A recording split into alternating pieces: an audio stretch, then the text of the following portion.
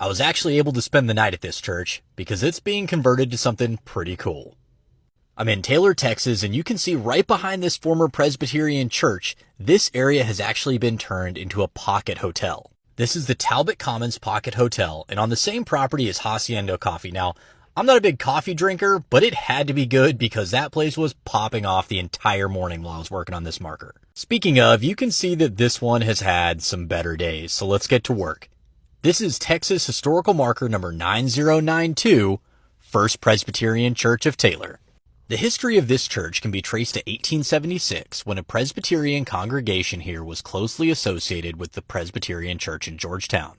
The Reverend John McMurray led both congregations, and the earliest written recognition of the Taylor Church appears in 1878 denominational records. Trustees for the church purchased this property in March of 1878, and a framed sanctuary was completed by Thanksgiving of that year. A school operated by the Reverend Mr. McMurray was located across the street.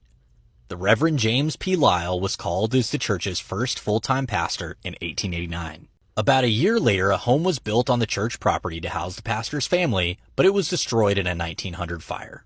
Denominational records began to refer to this congregation as First Presbyterian Church of Taylor in 1895, following the establishment of a Cumberland Presbyterian Church the previous year.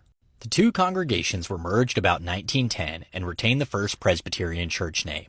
The need for a larger facility soon arose, and a new brick sanctuary was built in 1912.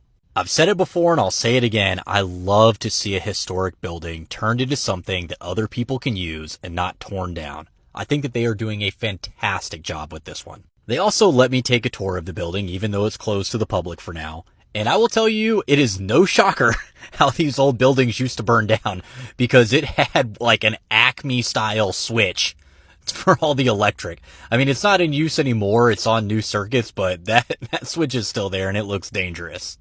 This one really came back to life, and I want to say thank y'all so much for watching. I mean, it's been overwhelming. It's been so cool. I'm recording this one while I'm on the road to Goliad, so if y'all have any history I need to check out or know of any historical markers that need some help, let me know in the comments, and I'll see y'all on the next restoration. Woo-wee, that looks good.